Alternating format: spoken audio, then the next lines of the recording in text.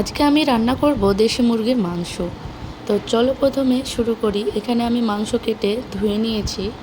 তারপরে আমাদের যে উপকরণগুলো লাগবে সেগুলো হলো ক্যাপসিকাম কুচি, পেঁয়াজ কুচি, মরিচ কুচি। তারপর আমি এখানে নিয়েছি আদা, লবং, এলাচ, দারচিনি এবং জিরে, এগুলোকে পেস্ট করে নিব। তারপর আমি চুলায় কড়াই বসিয়ে তেল গরম করতে দিয়ে দিলাম। তেলের মধ্যে আমি দিয়ে দেব 3টা তেজপাতা। তারপর দিব পেঁয়াজ কুচি, তারপর মরিচ কুচি। তারপর আমি নাড়তেই থাকবো ফ্রাই হওয়া পর্যন্ত। তারপর আমি দিয়ে দেব স্বাদ অনুসারে লবণ। তারপর আবার নাড়ব। দেখতেই পাচ্ছ ফ্রাই হয়ে গেছে। তারপর আমি দিয়ে দেব ক্যাপসিকাম কুচি। তারপর আবার নাড়ব 5 মিনিট মতো, যাতে ক্যাপসিকামগুলো আদা সিদ্ধ হয়ে যায়।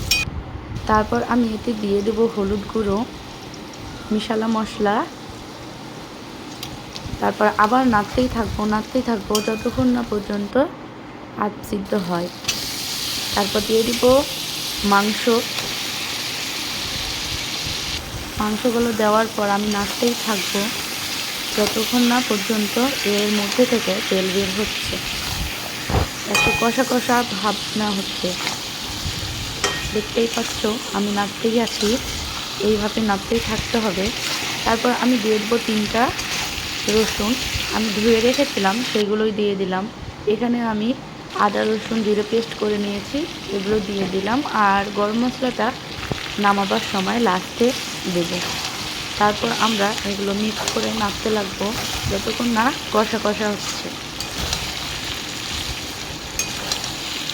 এই তো দেখতেই পাচ্ছ 5 মিনিট পর আবার এলাম, কষা কষা হয়ে গেছে। এবার আমি জল দিয়ে দেব সিদ্ধ হওয়ার জন্যে।